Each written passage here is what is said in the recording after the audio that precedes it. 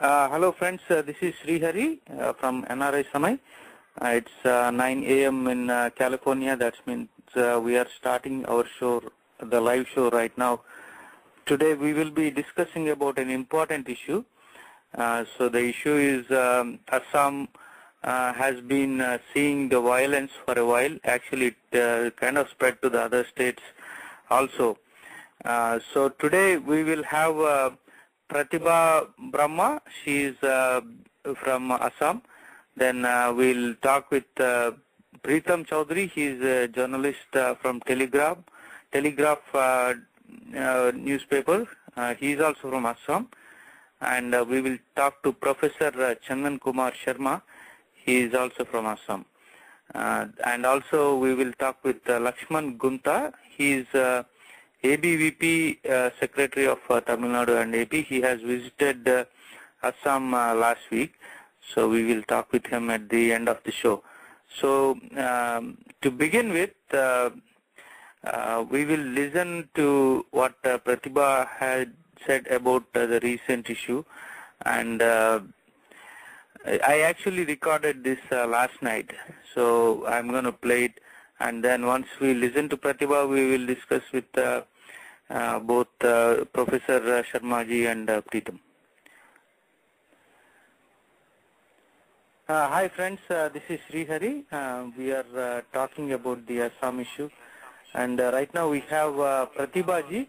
Prathiba Brahma, she is from Assam, one of the most violent hit areas of Assam. Prathiba ji, welcome to NRI Samay. Thank you so much. Okay, great. Madam, before we start, can you just give a brief of where you are from, what kind of place it is, and then tell us about what you do. I'm from Kokrajhar, heart of Kokrajhar, from a part known as Major Khoro, and I'm a social activist, and I do write a local journal by the name of Bibungti Da Opinion, and at the same time I do write columns in paper like Telegraph also. Okay, that's great. So when you say you are a social activist, what kind of causes are you involved right now, maybe in last few months? We are involved with the women issues, mainly with the women issues, and we work trying to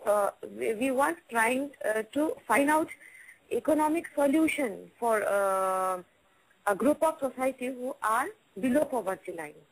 I see. That is excellent. Madam Prathiba, so we were discussing about the Assam and the violence that had happened in last few months now, and it aggravated in last few weeks. Can you tell what is the current situation now? Situation right now is slowly coming under control, but it's outwardly. But what I feel is immediate solution is required from the government side, taking care of not breaking the integrity and security of India. Okay, can you please elaborate on that? In which way they can break the integrity, and what needs to be done? Because we have been, it is seen and we have been observing that continuously many of our political parties, they are not interested to solve the matter, being the section of people migrating from Bangladesh being a major source of banks for them, so that they can come back to political power again and again. I see. Even the demographics have changed right? Very much. Yes, we have seen that this political behavior of our leaders is totally changing the demography outside of our area. I see. So, Prathiba ji, recently one of the MLA got arrested in which is related to the Assam violence. Do you know about about him, or what happened? Yes. Contrary to the message going out that Mr. Prathiba Brahma, MLA Kokrajhar West, was involved in the conflict between the indigenous Bodo tribes of Assam and illegal Muslim migrants from Bangladesh, it is totally false. He in fact tried his level best to control more from torching down the Muslim villages at Dotoma because they had been his supporters in politics. He even claimed to many in the area that he wouldn't allow any disturbance in his area and acted as shield to protect the Muslims. But he couldn't control the mob because the arrival of law and order was delayed. And now we find all of a sudden that he is being arrested. And that also very inhumanly at the wee hours and not even having the warrant letter issued by the law and order people. This is very surprising to all of us. I see. I see. And he's a Bodo MLA? Is that right? Yeah, he is a Bodo MLA. Yeah, he is a Bodo MLA. But he was very popular. So it's very surprising to us. I see. And do you know what is the charge, specific charge on him? He has been charged under 7 cases. He has been framed under 7 cases. One of them I know is 187/12, and the rest I'm not very clear about them. I see. I think there is a. He has been charged for burning down the villages and inciting violence, Right. which is totally false. What we came to know from the villages, after the mob forced down the villages, he went down to look and talk to the people, to the Muslim people there. But wrongly it has been informed when Sonia Gandhi visited that he is involved in this incident by one of the camp inmates in Bilasipara. I see. So yeah, I see that the charges were criminal conspiracy, writing, and unlawful assembly, and carrying deadly weapons and those kind of things. Yeah, those are serious charges. I think if he is innocent, hopefully he'll come outside, or if he is not, Yes, then he gets right punishment. Yes. Yes. There is no any proof against him. Right. Then, what are the, from your perspective and what you have seen because you are on the ground, what are the concerns which should be addressed to resolve the current issue right now? You mentioned about government not acting and providing solutions. So from your perspective, what would be the immediate solution, maybe a short-term solution that government can provide? Yes. We have been looking only after the symptoms. The government, what we see is the government, they have only been looking after the symptoms and trying to stop it, overlooking the problem which reoccurs again and again. Because all political parties almost fear that they will lose their vote banks. Now it has come for us to seek for the solution, and what I would say is we should immediately go for proper documentation of the papers and allow the indigenous local Muslims to come back to their homes. And even our Bodo indigenous people in the camp also should go back to their homes, because it is chief time for agricultural work now. And secondly, we feel immediately ID cards for all residents in the region based on NRC of 1951 should start working immediately, maybe from BPC itself as a model, and work permit for all who have come after 1971 should be issued. And we should also remember that the work permit would not be an acceptance of permanent settlement, nor would it confer the right to vote. It would confirm the temporary status of migrants and ensure that they would not be eligible to the rights of the citizens to acquire immovable property, marry locally, and exercise franchise. This is what I believe. And work for protection of tribal belt and block under Chapter 10 of Assam Land Revenue and Regulation 1886 should be ensured. We should immediately seal Bangladesh border, and what I feel is also make inner line permit system in all council areas of Assam to ensure protection of citizens, as these areas are inhabited by tribes who are rather naive in behavior and simple in character. I see. You very well said some of the points because it reminded me of what United States of America has recently taken a stand on the illegal migrants. What they did was they said anybody who came here illegally from Mexico, in general Mexico, most of them are Mexico, and if they have children here, and the children or even the young children who came, if they go to school and they get graduate and they are in a good position to do work, then they will get a work permit for a temporary work permit for 3 years, and they will not get any voting privilege or anything. So this is similar to what you are saying. Yes, I feel this, and this should immediately be started. This is what I feel. I see. And you also talked about sealing the Bangladesh border. So you are saying right now it is not very well protected? No, it's very porous. It's very porous, especially our border area of Choudary, which has a huge riverine area, char areas which we call it in local language. And Kokrajhar, is like the border of Choudary district. I see. So it affects Kokrajhar area also. I see. Which is having forest land, and they always seek out. They try to look out for the place where they can encroach and settle down. I see.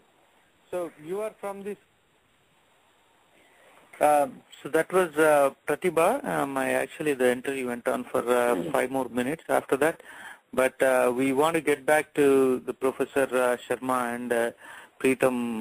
Welcome to NRI Samay, both of you. To begin with, Professor Sharmaji, can you please give a quick overview about what you do? I know you teach at the university, and then you are also involved in social activism, I think. Thank you for inviting me to your show.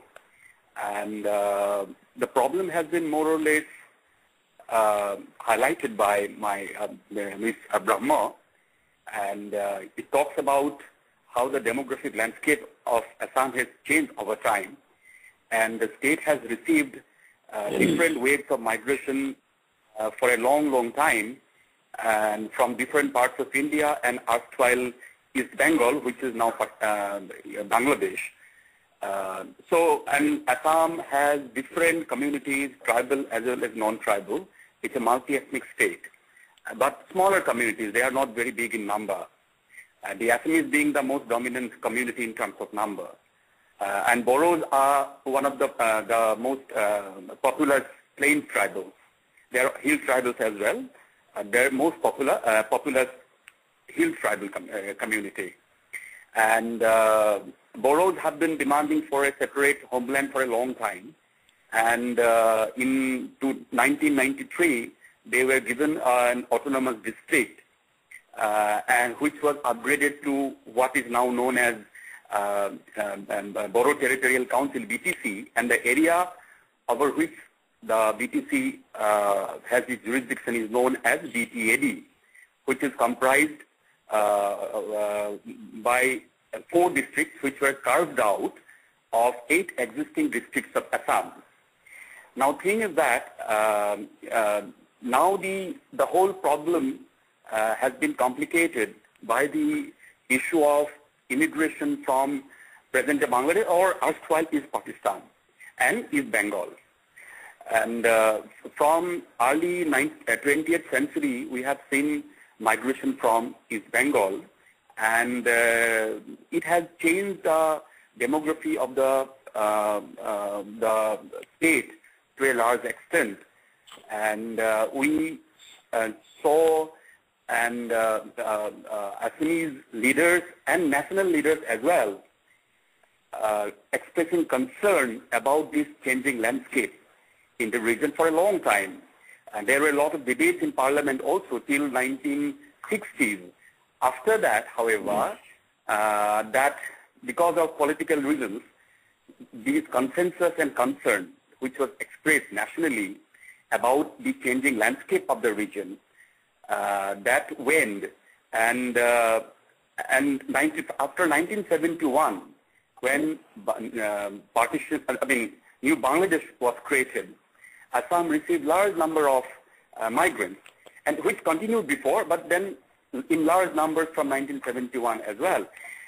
There was the 6 years long movement to address this question, popularly known as Assam agitation from 1979 to 1985. In 1985, an accord was signed with the government of India by the agitationists, and according to the accord, some of the points which Ms. Brahma had just highlighted, it demanded the expulsion of foreign citizens in India, in Assam,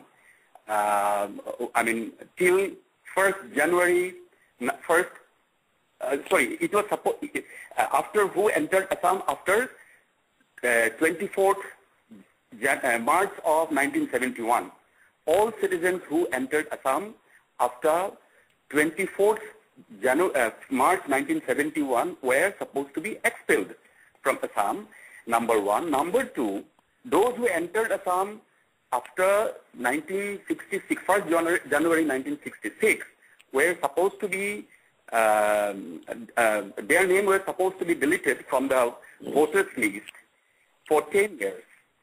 And only those who came before 1st January 1966 were supposed to be given the citizenship of India. And which is, however, not the case with other states of India, because according to the for others, the cutoff year for citizenship is 1951. However, in case of Assam, because of its special situation, geopolitics and all that, this was extended up to 1966, 1st January. And the citizens who came between 1966, 1st January and 24th, up to 24th March of 1971, their voting rights were supposed to be banned, and their names were supposed to be deleted from the voters list. And those who came after 1971, 25th March, were supposed to be expelled. But the problem is that never happened. After 27 years of Assam Accord, and very few, NRC was never updated, National Register of Citizens in Assam was never updated, and every time government takes some initiative, it is under public pressure, and it seems that government is not actually willing. They lack the political will, and perhaps because of political reasons, again, the vote bank politics and things like that, and they do not do it. So as a result of that, what happened, from 1971 to 2012, it is again almost, it's more than 40 years. Not only those immigrants who came to Assam, even their numbers have been multiplied along with their descendants.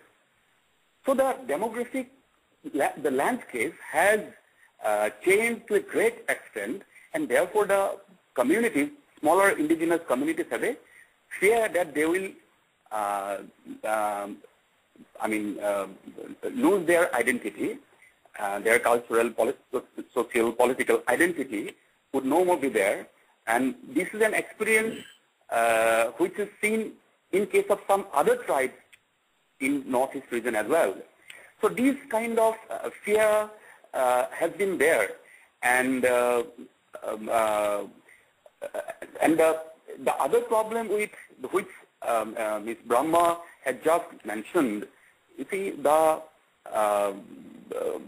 increasing number of people which is reported by people from, say, BPAD area, and which they say is one of the reasons being behind this whole incident, the violence, recent violence, is because they say that these the fellow lands have been served by mostly by immigrants.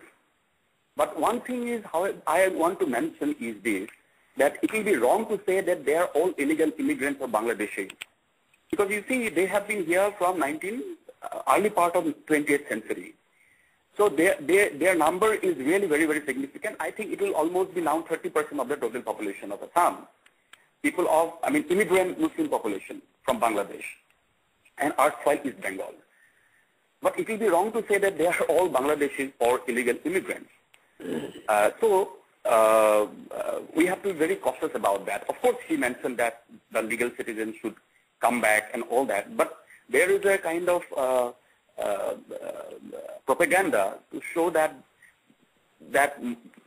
most of them are illegal migrants or something like that, which is not true. But having said that, we must also admit that, as I have just pointed out, large number of it is a possibility that large number of illegal migrants are also there, and because, which she also mentioned, that you see the border with Bangladesh is porous. However, again, government has not taken the initiative it should take to seal the border.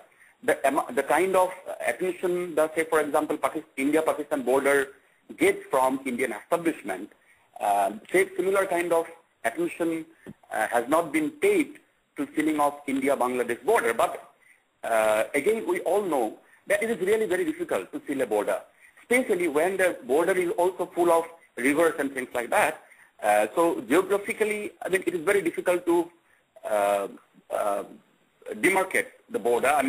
Our patrolling is also not very, very easy.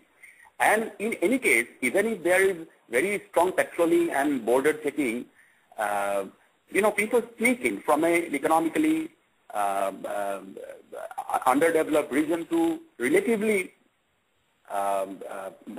better economically region. It's a normal tendency. That is why United States has not been able to check infiltration from Mexico.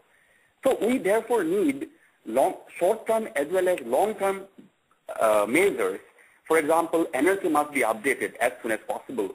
And Sharma ji, let me stop you for 1 second. Yes. Let me stop you for 1 second. I want you to explain a little bit more about the BTC. So, are these illegal migrants also going into BTC, or is it the main place where they are going, and that's where all the clash is happening? No, see, it is very difficult to say now who is illegal and who is legal, because they are all mixed up. Because culturally they look the same, they speak the similar language. So, it is not really very easy to demarcate. Now, to say that people who are there in BTC area, all are illegal immigrants, will not be correct. There are many, legal citizens, Muslims. There are indigenous Muslims as well. Muslims who have been in Assam for many, many years. There are also a large section of Muslims in Assam are indigenous. And right. Those who came from Bangladesh, say 60, 70, 80 years before. Yeah.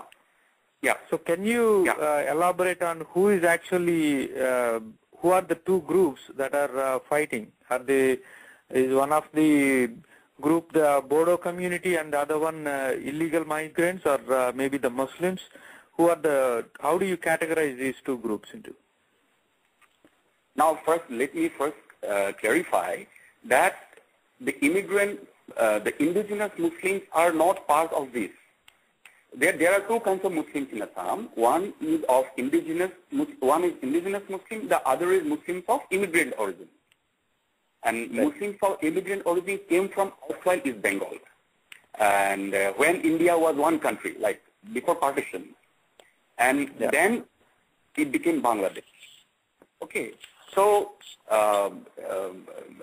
it's a clash between the immigrant settlers, who, as I said, there are legal as well as illegal citizens, illegal people among them. Many of them are illegal. But I believe that many of them are legal as well. So it's and the Bodo community. Bodo community also has, they have Hindus, the largest section, but they also have around 15% of Christian population and so on and so forth.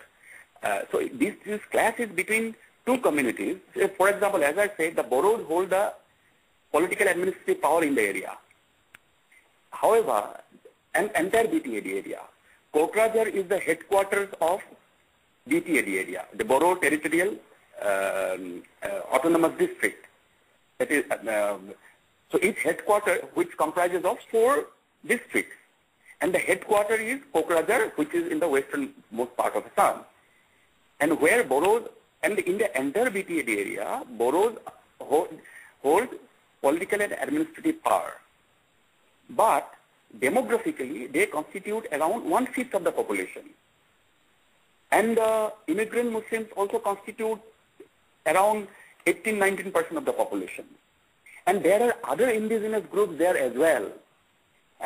Say, for example, the Assamese people, the Kotras Bangsis, and so on and so forth. And there are other immigrant communities there, like the Santhals, who were brought to Assam by the colonialists in the second half of 19th century. Then we have the Nepalis and other communities, Bengali Hindus, and so on and so forth. So therefore, although the Bodos have the political and economic, political and administrative power, they lack the hegemony because of the lack of absence of demographic number.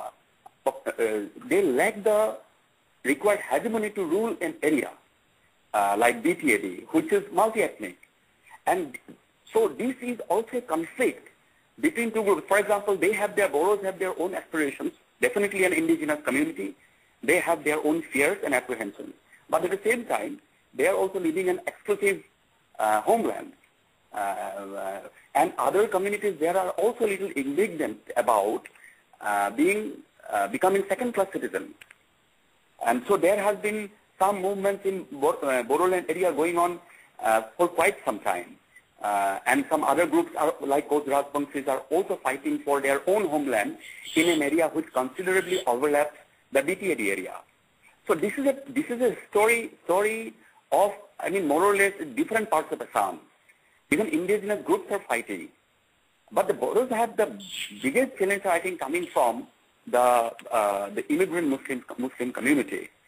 And obviously to say that people from both the groups involved, I think that is also not be correct. That would not be correct.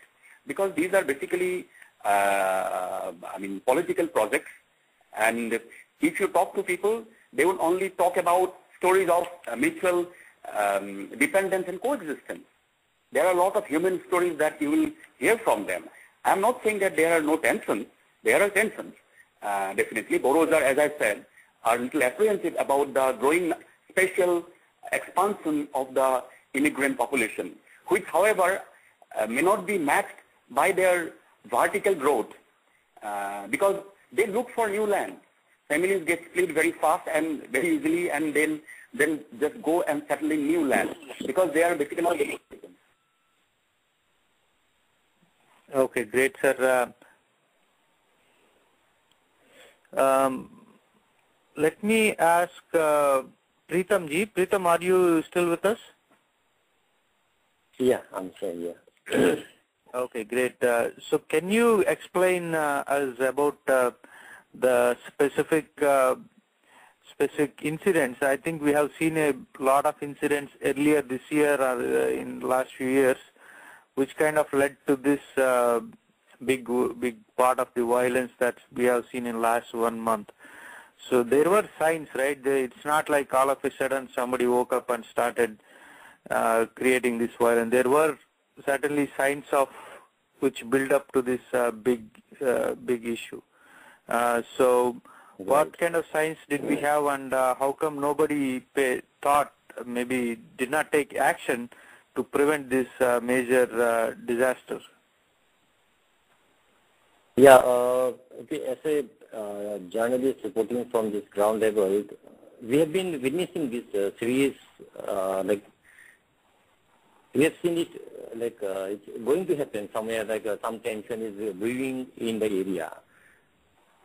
Because as far as what to say, if you go, this thing, it started in May 27th when the eviction took place at a place called Medlangmari, where the Bengali-speaking Muslims, they have encroached upon this forest area that is adjacent to the Sakrasila Wildlife Sanctuary, the only wildlife sanctuary in the world that is made for golden langur. So along with the forest department, they have evicted the area, encroached area, along with the help of the ABVP Welfare Society. And the Muslim population, they opine that it's the Bodo people who have evicted the area, and on the 29th they called a band, Kokazar district band, where violence took place. I think 3 or 4 people were injured, including police personnel, bands were, including police vehicles were burned down, and ultimately it started from there onward. And there has been series of stray incidents of someone being gunned down or someone being shot at.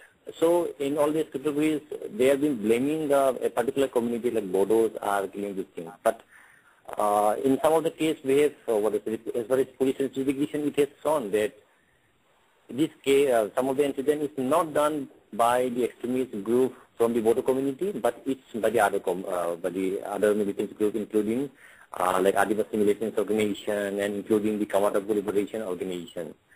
So this has come to it, and it started on 19 when the 2 Muslim people were shot at. They were shot at in the leg. 4 of them, one is including a suspended police constable.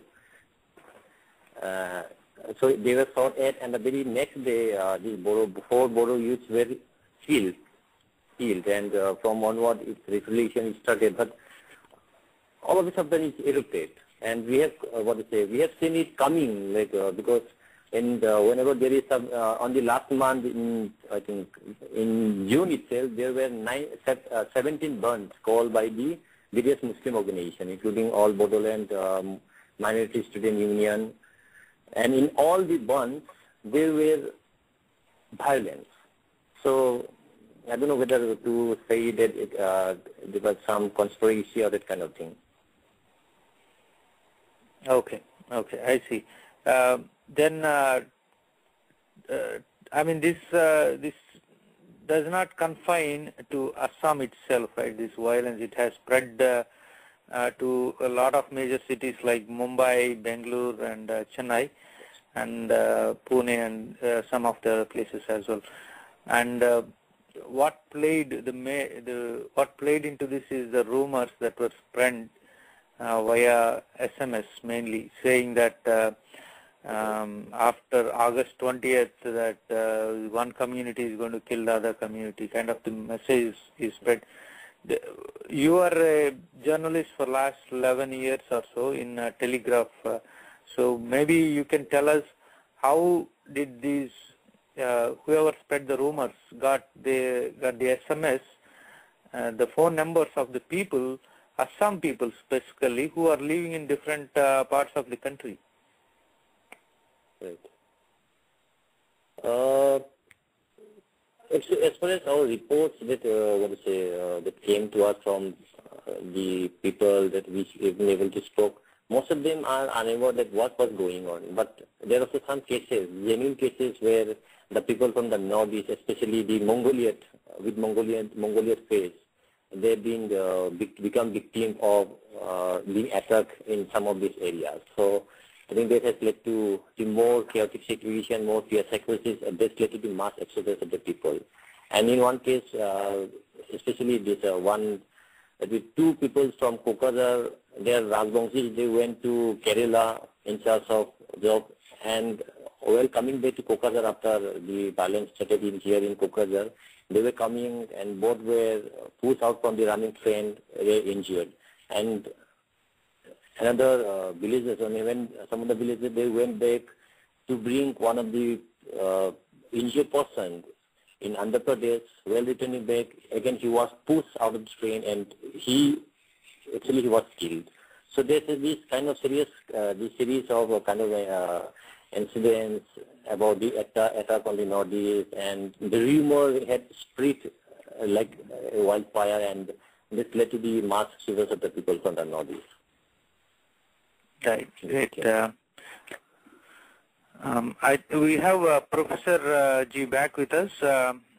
Professor Sharma ji, let me ask you one question about what Bangladesh is doing. Bangladesh, are they trying to stop this infiltration by any way, or did they just let it go? Because we have also seen violence in Bangladesh for last few years. No, unfortunately, Bangladesh has never recognized or admitted that in India there are illegal Bangladeshi citizens. This has never been admitted by Bangladesh as yet. And the government of India also has not taken up this issue with the kind of force it should have been taken till now. So the whole issue has therefore remained a very vexed one. So even if you identify the illegal immigrants, where do you send them to? So that has really remained a very vexed question as yet. So you are saying it's not easy to send them back to Bangladesh? I mean, government of India has not taken up any initiative on that count. So, and right. I'm sure if government of India takes some initiative regarding that, I mean, it is not that it cannot be done. But no initiative, because you see, the act was, Assam Accord was signed in 1985. Till now, nothing has been done. For example, NRC has been never upgraded.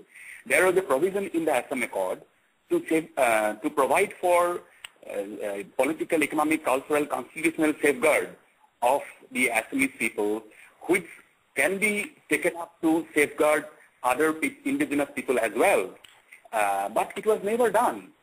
And the NRC was never updated, border was never sealed, and the issue of detecting immigrants, and see, deleting the names of illegal immigrants from 1966 to 71 was never taken up. And the process of detecting illegal immigrants also has been, never taken up with the kind of political will that is required. In fact, government has been always, trying to ignore this issue for all these years. And there was an act called IMDT, Illegal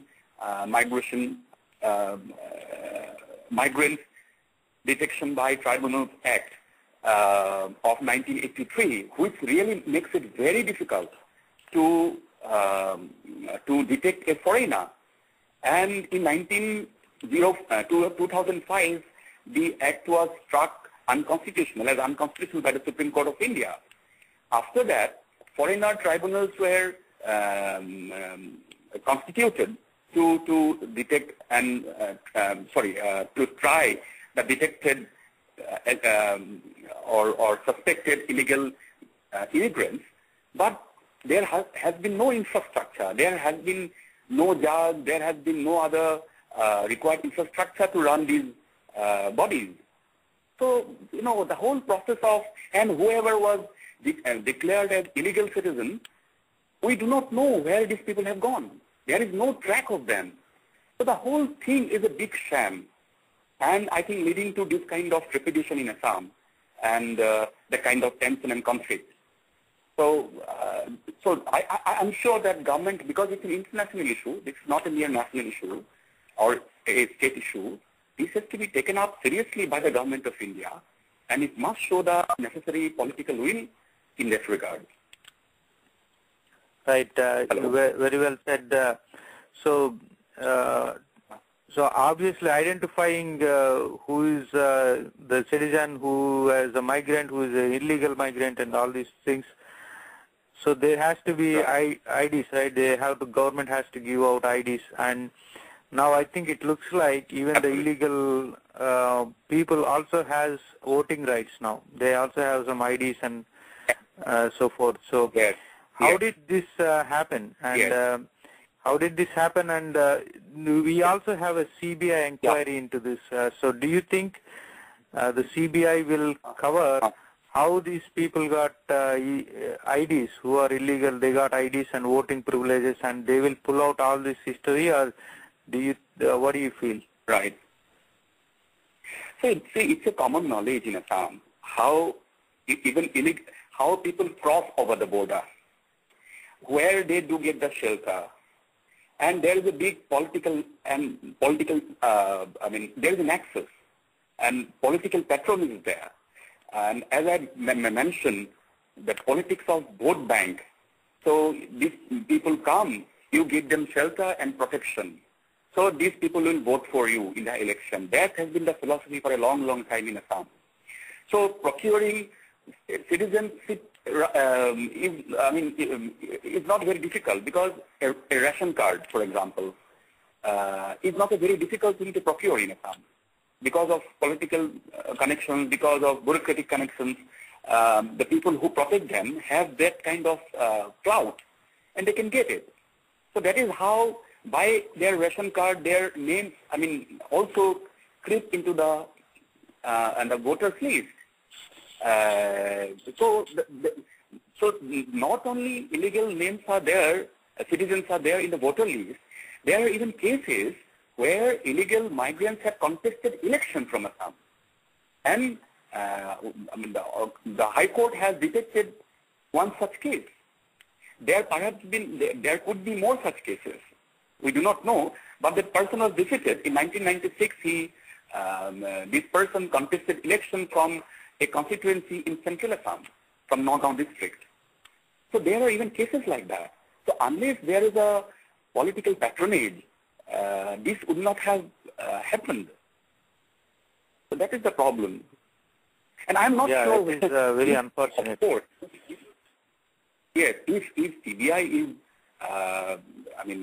free, and it freely investigates, then definitely we can see that, how these things happen. But, to expect some positive results, and they can definitely come out with their definite conclusion on this, I really doubt. It's not very easy to prove these things. But that is for sure, and it's a common knowledge. This happens. And it has been documented. It has been written by many articles, books. So it's a common knowledge, especially in the border areas, how this happens. Okay. It's very unfortunate because even the elected representatives whom we should trust are behaving like this, encouraging the illegal migrants just so that they can come back into power again. So let me ask you one question to Preetham. How is West Bengal? Because West Bengal also has similar issues, but is West Bengal in a better position to control this kind of situation from happening? Do they have a different kind of setup to control the infiltration from the border than Assam? I think I won't be able to answer that question properly, because I didn't travel that much to the West Bengal. But I think the situation I feel is same as like in the Assam. Okay, great. Let me ask you one more question. If I can Go ahead. Yeah. Go ahead. Hello. Yeah. If I can intervene, just one point I want to mention. You see, I personally believe that the illegal immigration from across the border has somewhat decreased, waned in recent times, because of many reasons. One is somewhat increased border patrolling, and number two, I believe, is this dwindling economic opportunities in Assam, and which has created large-scale migration from Assam itself, because it's land in the Brahmaputra Valley. Is basically confined to a very narrow area. On both sides of the bank of the Brahmaputra, and that land is shrinking very fast, especially the cultivable land, because of large-scale erosion and, as I said, increase in population. So Assamese or other indigenous communities, youths from these communities have moved in large scale, in massive numbers to states outside Assam. These people are not known to be particularly, outward moving. I mean, even 10, 15 years back. But in the last 10 years or so, we have seen how in large scale these people have moved out. So that is a story of, it speaks of the dwindling economic opportunities in Assam. So these two things, I mean, one is increased border patrolling and other is this increased, decreasing economic opportunities. These two things might have contributed to decreased illegal immigration. But this is just my hypothesis, because my hypothesis is also supported by census data. That is why I have just indicated this. Okay. Hello. Sir, yes, sir. Yeah. So there is also a general notion that the northeastern states are relatively, in comparison with other parts of India, is ignored by the central government. What do Assamese feel about this issue? Yeah. No, see, there is a widespread perception, very strong perception here, that the area has been always ignored. And take the case of the Assam Accord. And so Government of India was committed to implement this accord, but they never did it. And which is a question of, involves the question of the very existence of local communities, which are not very big communities, smaller in numbers. So their apprehensions are definitely genuine. But Government of India has never done anything. And, it has remained a frontier and almost a backward frontier. But we have other frontiers. For example, Punjab is also a frontier, but Punjab is not looked at, with same, it's not made the same kind of treatment. Obviously, government sees them with a lot of interest, but Northeast issues are hardly, for example, these issues that we are discussing, and it has been in the news for quite some time. But there has been other important issue which is, affecting large number of people in Assam now. The flood. It is hardly discussed in the national media, and nobody is bothered. And lakhs of people are affected even before this incident, the violence in Kokrajhar. Large-scale people in Assam every year they get affected by flood and erosion in large numbers, and it's a massive issue. But nobody has national media or political establishment never takes the kind of interest or shows the kind of concern and takes the kind of initiative they should take to address these issues. So there is a large-scale perception of being neglected, and even these issues would definitely is also a case in point, because the whole issue, it is not that it just happened all of a sudden. It was waiting to erupt, and nothing had been done. No short-term, long-term measures had been taken to stem the problem that was waiting to erupt. So there are a lot of cases that we can give how the reasons being neglected by the Indian political establishment. So this perception is very strong, brother. Right. Actually, we were just discussing before when you got dropped for a couple of minutes. We were discussing with Preetham that this did not happen overnight, and there's so many incidents that kind of build up to this violence today. So let me ask you, Preetham, one question. Yeah. Can you give an example of maybe a family which got impacted, so that people, the listeners, can connect more to what kind of violence is happening or how it is actually impacting the real life people, real families in Assam?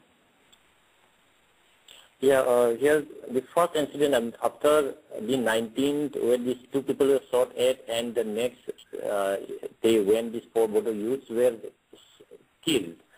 So on the 21st, there was an incident at area called Parugura, where these 2 women were killed. They were killed, and one man was seriously injured, and now they are in the relief camp. Their village has been burned. This is the first incident where the violence is just reached to the village level. So, but the incident has been very much neglected, and what here I would like to mention is that how it started, because as far as the villagers, they're saying that after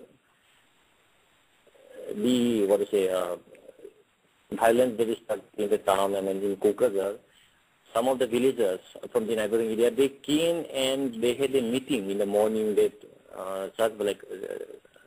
this situation may arise. So we, the people from both the Bengali speaking Muslim and the Bodos, we should not fight out, because we have been living together, and we should not indulge in this kind of thing. We should not allow anybody to come and make the environment affect us. But after few few hours, this incident, these 2 women were killed, and all the villagers, they had to fled. But ironically, the villagers along with the police, they went to the village and they stayed there. They stayed there on the 21st of the night, 22nd of the night. But on the 23rd morning, the police who were guarding the village, they came back, saying that they've got some work and they will be returning back. But the police never returned, and the village burned, and how it spread to other villages as well. So these are some of the things that has led to the more hunting. So definitely I've got a personal experience of calling up the Kokazar DC, Kokazar SP, and even the IGP of when somebody, because to help some of the people who call us up, being a media person, that they need, they are in constant pressure of being their village being burned or being attacked. But nobody from the administration side, they take any measures to guard the village. The burnings of the village and like the huge loss of the property, burning of the village and destroying the whole of the village would have not happened had security been provided in the particular areas. But instead of providing security to the villages, what the administration did was to shift the villages from the particular area to the in a relief camps. And when this village, particular village remains vacant, and that's where the miscreant group of the particular community, they comes and they destroy the village, they burn the village. And this led to the more revocation, that kind of thing. So the first measure that should have been taken was of guarding the village instead of shifting the villagers to the people in the relief camps. That's what I've seen. Okay, thank you. And coming thank to you, your Preetham, question, for that. there has been serious. Hello. Yes, sir. We are towards an hour mark. We still are going to hear from Laxman ji, who has visited Assam. So I want to hear your final thoughts from you before we go to Laxman. Preetham, you want to go first?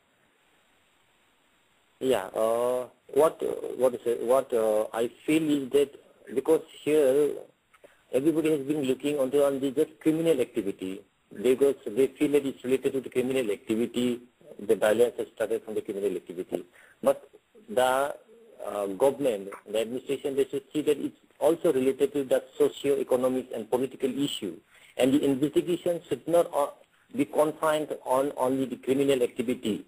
It should also the investigation should be more inclusive, and it's related to the socio-economic and political issue. I believe that one, and there should be a complete institutional mechanism to study the root cause of the conflict, because we are seeing it's a regular feature in Assam since the 1950s. There has been a series of such conflict, and the present conflict is not an isolated case. It's a reflection of the continuous process of communal conflict in Assam. So the government of India, I believe the government should need a complete institution mechanism to find out the root cause of the solution in Assam and how to root out this cause, or it will, or else it will continue. Okay, thank you very much, Preetham, for spending your time with us. I want to get final thoughts from Professor Sharma ji. Then we will go to Laxman ji. Professor, please tell your final thoughts. No, I fully agree with what Preetham has just said. And so this was not an isolated incident. And we have seen in the last around 1.5 decades a number of such conflicts. There was one such conflict between the Boros and the immigrant Muslims in the Udalguri district, which is also under BTAD in 2008. And there was extensive report, and there was also a commission report. No action has been taken on these reports. And perhaps, I mean, if proper attention was paid to the cause of the report, then these kind of scourges, this kind of bloodbath could have been averted. But that was not done. What we have seen in the regions where we have, say for example, in Udalguri, and which is a similar case in Kokrajhar, see, their agricultural field is the same. The Boro people also engage the Muslim laborers as, or farmers as sharecroppers, or laborers in their fields, and they have the same market, they use the same village routes. So there is a lot of mutual dependence. The thing is that we need a system where these, the indigenous apprehension of getting minority and and losing their identity in their own land must be properly addressed. But at the same time, since I believe this is not an issue, it is not a communal issue. It's more a kind of ethnic issue, and it's fighting for control of resources, and so it has to be also addressed from that point of view. And we need a more inclusive system, as Preetham has pointed out. For example, the immigrant Muslim community, they of course constituted a huge number in Assam today, where almost 30% of the population, which is no big number in a multi-ethnic Assam, as an electoral constituent. But then a large number of them have remained ghettoized because of lack of education, and therefore they fall subservient to the propaganda of their leaders and things like that. So there is also, it is important that these people are, initiatives are taken to bring them to the mainstream, giving them education, ensuring their social development, so that they do not fall prey to, or they don't remain ghettoized. And we have to create a more inclusive system, because otherwise we are going, for example, in Bodoland, they kind of, obviously it's a land where the Boros have dominant political administrative authority. And other communities, and among them there are indigenous communities as well. They are not very happy with the situation, with the arrangement. And therefore we have these problems in other, not only in Kokrajhar, in other areas where even indigenous communities are fighting. So we have to create a more inclusive system, and government has to take this challenge. Otherwise, this kind of problems, this kind of violence will recur again and again. So that is my final conclusion. Yeah. Hello.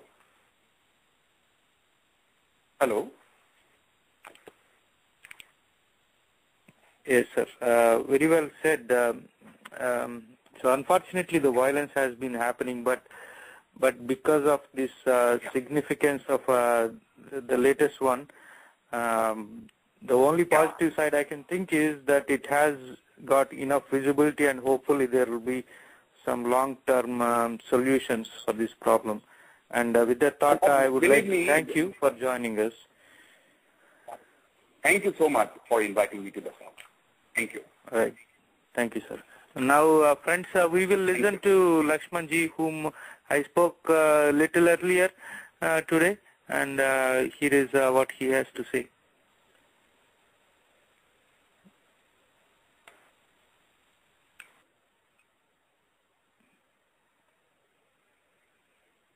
so that we can coexist peacefully in this part of the country.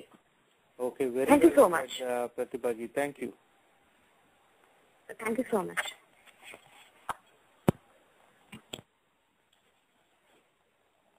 Now. Hello, ఉన్నారండి? చెప్పండి. Okay, ఒక్క నిమిషం అండి, start చేద్దాం. Friends, this is Srihari from NRI Samay. As you know, we are discussing about the Assam issue, and right now we have in the studio Laxman, Guntha Laxman ji. He is ABVP Joint Secretary of both Tamil Nadu and Andhra Pradesh. Recently, he has visited Assam as part of the fact-finding committee by ABVP. Sir, Laxman garu, welcome to NRI Samay. Namaste. Sir, when you visited Assam, can you tell me about your experience? What places you have visited, and what did you see there? So,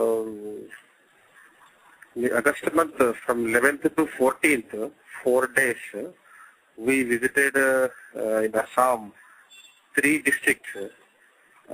The violence hit district 1, Kokrajhar, and then Chirag district, and Choudary district. These 2 districts, Kokrajhar and Chirag district, these 2 comes under this BTC area, Bodo Territorial Council area, and the Choudary district is adjacent to these areas.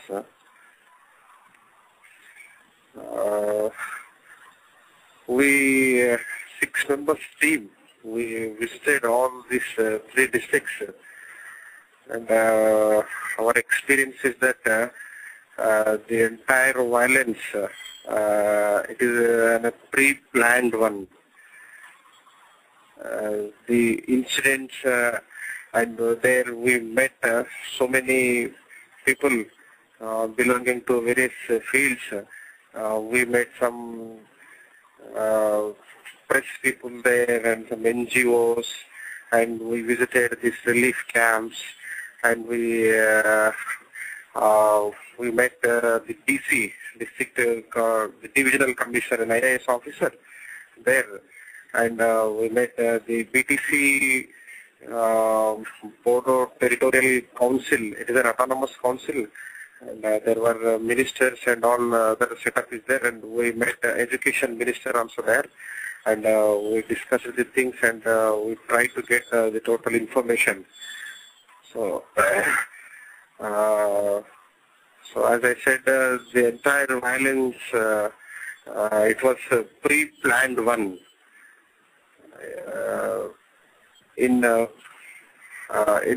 For this, I need to explain some background. Yes, sir. Please go ahead. When you say pre-planned, please elaborate and tell us who planned and what is the motive behind it. Yeah. So in Assam, the people of Assam, they are suffering with this Bangladeshi infiltrators issue since 1970s. After the partition of, after the formation of Bangladesh, the Bangladeshi people, they are trying to infiltrate into our lands, especially the northeastern state lands. They are coming and they are encroaching the lands of the Assam and Meghalaya areas, and coming and encroaching the lands, and then encroaching the people's properties, and then employment. It is going on since 1970. So in against this, there is a movement by all Assam Students Union in 1983. It was a very big movement. Since then, it is a very big issue in Assam. The people of Assam, they were suffered by these Bangladeshi infiltrators. So the governments are also not interested to stop this infiltration, because they saw the issue not as the the issue of national security. They saw the issue as a general issue, and they try to encourage the infiltration so that they become our political, they want to get political mileage from these people, so that they are giving voter ID cards and ration cards. That is the main issue. So because of that, the infiltrators, they got the courage, and they are continuously, the infiltration is going on till today. So naturally, when the infiltration, the number was increased, the Bangladeshi Muslims number was increased in the Assam and Northeast area. So naturally, the local people, they are very much suffering with these people.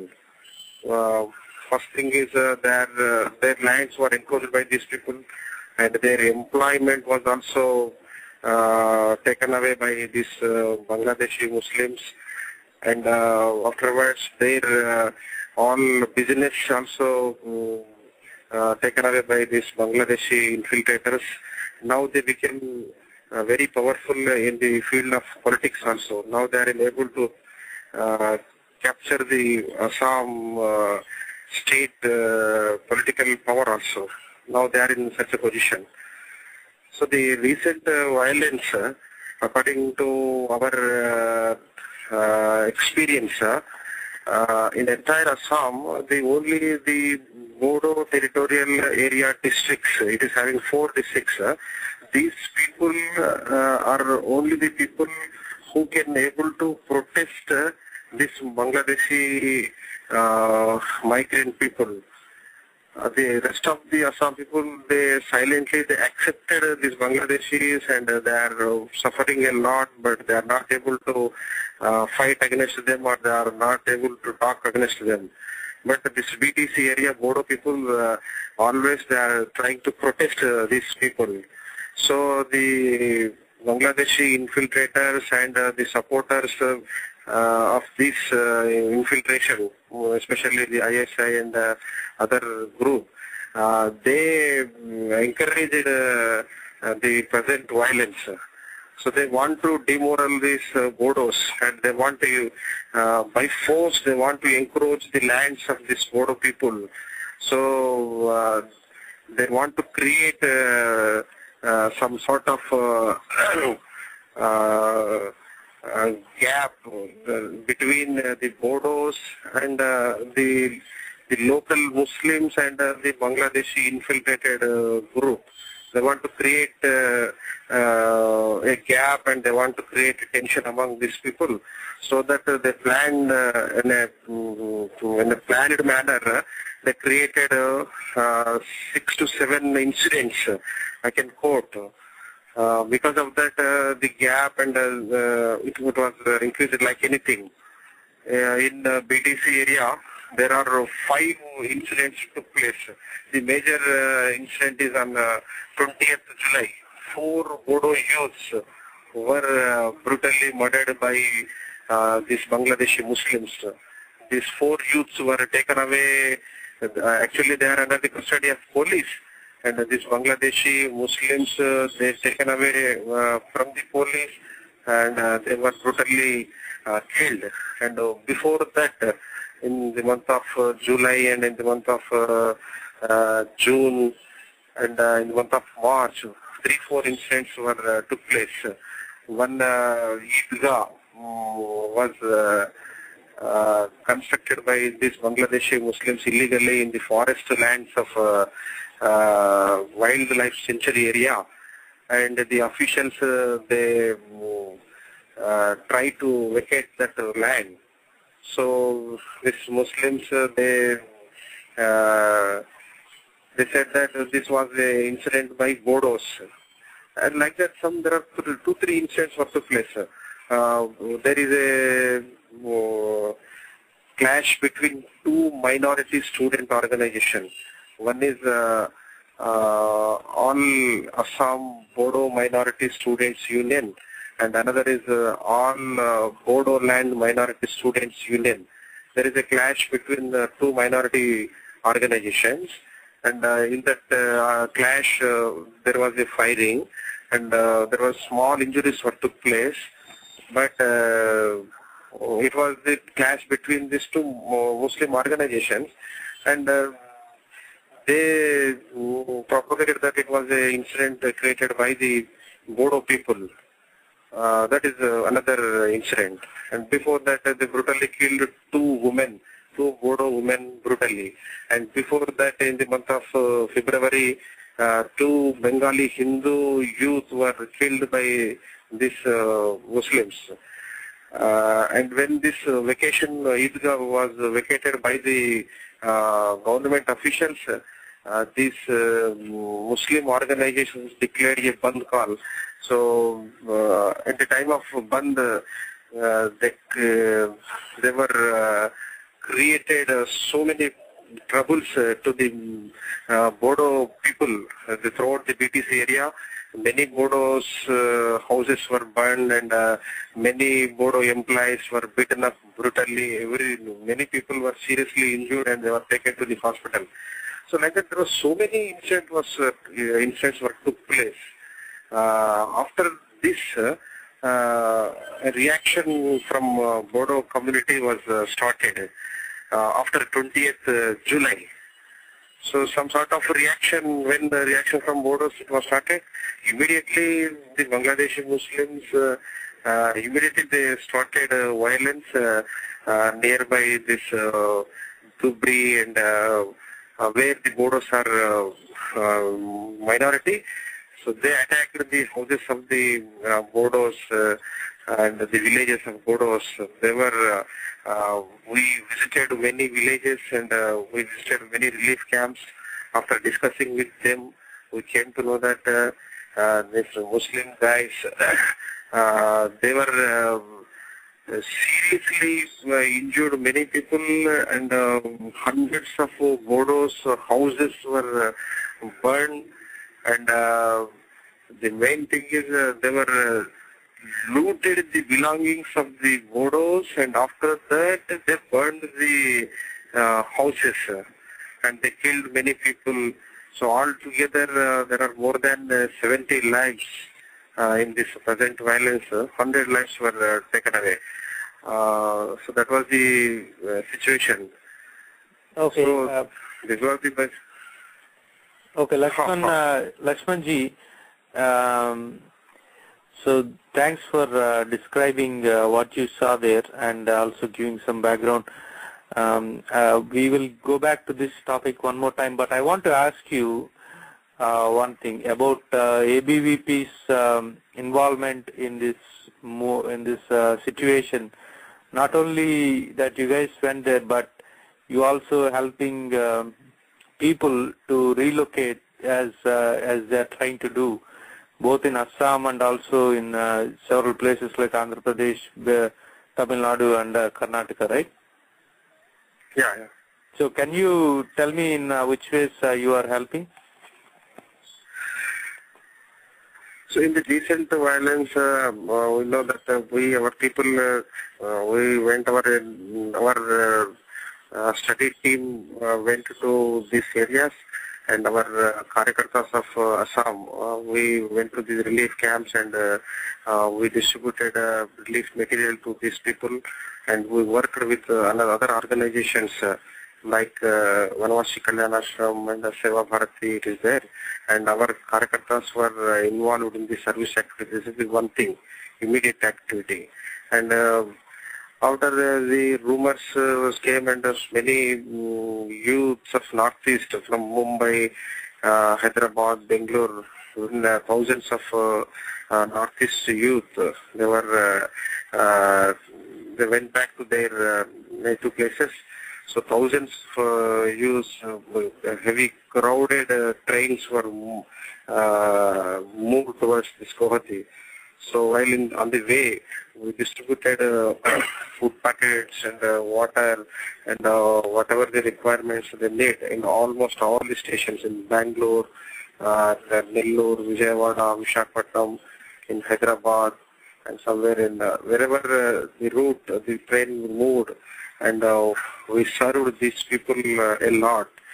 And after the violence, ABVP given a nationwide call protest against this violence on 31st of July. More than 400 places, ABVP organized a very big protest program throughout the country. Very good response we got. And in everywhere, in Bangalore, Hyderabad, and in Mumbai, when in Pune there was an incident, the Muslims were attacked Northeast students in the hostels. So immediately our people went there and we rescued them and we gave confidence to them not to afraid. So that is one thing. And in Bangalore and Hyderabad, Mysore and Mumbai, we visited all the college campuses and the locations where the Northeast people resides. We went to these places and we appealed them, and we were with them for 2-3 days, and we tried to console them not to panic and not to move from that areas. We tried our level best. Some extent, some were stopped, and but many thousands of people, they went back to their native places. So now in Northeast states, our workers and our Karyakartas, they are touring the entire Northeast states, and we are appealing the people again they can come back to their places so that where they can have their jobs fearlessly. We are with them like that. We are appealing them, and now the result is coming. Many people are coming back. And before that, since 1983, ABVP is very much active in this activity. Protesting the 1983, ABVP organized a very big protest program in Guwahati against Bangladeshi infiltration. And after that, ABVP organized so many surveys. Personally, our Karyakartas visited these border areas, and the border area we find so many facts, and we published a book and we published a video how the illegal migration is going on, how the political parties are supporting them, what kind of other activities they are doing. So we visited all the villages surrounding to the border, and we after this entire country we made a Jagaran program. In the many campuses we organized seminars, symposiums, rallies like that. So in 2008, ABVP organized a very big rally in Chicken Neck area, which is linking the Northeast states to the rest of the country. Chicken Neck, we call it this Kishanganj area, with 50,000 youths. ABVP organized a very big rally there in Kishanganj area. So these are the activities now taken up by ABVP, and further we are planning another course of activity. Okay, that is great. So can you also tell what are the other activities in your purview, which is Tamil Nadu and Andhra Pradesh, that you are taking up apart from the Assam issue? I'm just curious, because ABVP being a student union is one of the very powerful because of the power of students. So what is it you are working on now? So the other 3-4 issues the other 3-4 activities I want to explain. So one in 1965, ABVP started one project, Student Experience in Interstate Living. So the motto behind this project is, in the northeastern states, the people before 65, when the people from Delhi or Hyderabad or Bangalore, when they visited the northeast states, the people asked them, when did you came from India? Like that they were used to ask. So such type of atmosphere was created in the northeastern states by these British governments and all other missionaries, I can say. So to eradicate and to minimize this gap, ABVP started this student experience in interested living. So every year we are picking up some 100 students from this northeast state and local corner areas, and we had a 1 month trip for these people. Many number of cities and number of villages we are planning, and every year these 100 people they will visiting these places. In one place we are preparing some 50 host families, and these 50 host families will come to the stations and directly they will pick up 2 students to their homes as their guests, and 2 or 3 days they are with them, and some common programs we are organizing so that they can feel that we are not away from the country. We are also one of the people, one of the citizens of this country. Right. So to inculcate this one, we started this one. It is giving very good results. That is number one. And the second program ABVP is doing since 1985. ABVP is started on World Organization of Students and Youth. More than 50 countries students they are studying in the Bharat. Especially Asian countries and Southeast Asian countries students, more than 50 countries students are studying, and there are lakhs of students are in our country. The students who are studying here, and when while they went back, they are playing a main role and a key role in their country's progress. So we are organizing programs for these people on the name of this OC. Especially what is Bharat, what is the culture of Bharat, our world is a family is our concept, and brotherhoodness and peace, and how to look the nature, environment, and what is our culture. So on the name of this program, we are organizing the festivals of this Raksha Bandhan, Deepavali, Milan, and some other programs continuously in a year. Every year we are taking up some international seminars and national level some activity. So because of that also we are getting a very good results from this. So that is the second thing. And third thing, for engineering students, ABVP is organizing regularly on the name of Srujana, especially in Andhra Pradesh, Tamil Nadu. Srujana, it is an event for especially for engineering students. So in this students from the final year students, they have to prepare some project work. So the rural people they won't get an exposure of their talent and all these things. To expose their talents and all this, some 4 days event throughout the state level exhibition competition, such programs we are organizing. So paper presentation, technical quiz, and other competitions, and this working model exhibition. It is also giving very good response, and many rural areas people they are getting exposed their talents in these areas, and many companies, many industrialists, many professors they are visiting this one, and many projects were asked by these industries and all this to develop and to take their patent. So such good results we are getting from this program. So apart from this, ABVP regularly fighting for the cause of the students, and we are trying to inculcate the patriotism of the students and youth. Every year ABVP organizing free coaching classes in the month of April, May.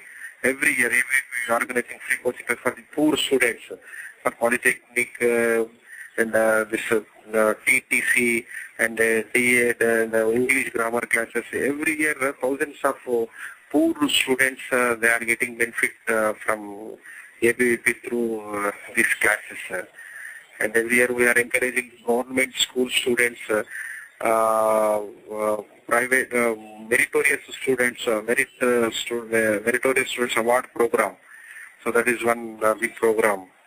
And in Chennai, every year we are organizing this program, this meritorious student award program, for only these municipal and government school students.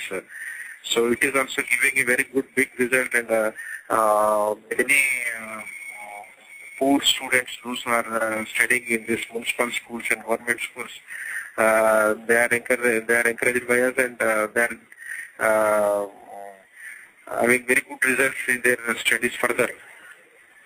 All Such right. type of activities That's a lot of programs that you are overviewing, and I hope you will be successful in those, and also I hope you will be successful in the current issue that is going on, Assam issue, and things will get better. Before we end it, would you like to say anything? Any last words you want to add? No, regarding this infiltration issue and in the entire country, the appeasement policies and the government attitude towards the issues has to be changed. Otherwise, the country has to face more challenges in future. That's what exactly I'm feeling. Because of the organization, I'm touring entire the country, and many experiences I'm getting, and the approach of the present government, the UPA or many state governments, they want only the power. They never bother about the other issues and the development and all these things. How we can get power? That is only the their motto. So for that, they are ready to do anything, but any cost. They want to gain the power. For that, they are even their national interest. They are not at all taking into consideration. So if the same attitude will continue, our country has to face so many challenges near future. So that I'm requesting all the people and all the citizens of our country, let us, we have to teach a lesson to these governments. For that, we have to educate the common people and all this group of many. There are so many political parties, and so there is no such a group, or we can say the national interest. On the name of that, there is no such a party or such a group, such a vote bank. It is not at all. It is the entire country. The votes were divided into the caste groups and some other religious groups and other area-wise groups. It is going on, which is a bad thing, which is not to be happen. So it should be changed. Then only near future our country will, if we will gain a good results. So the attitude of the government has to change for that. The intellectuals and the social organizations, and they have to take responsibility. Okay, that is a very good message, that we should not be divided in castes and religions and regions and so forth. We should all be united, and I hope we will be, and we will fight for a good cause. Thank you very much, Laxmanji, for sharing your views and also doing good work on the ground in India. Thank you, Sri Hari. Thank you. Okay. Thank you so much. Okay. Okay.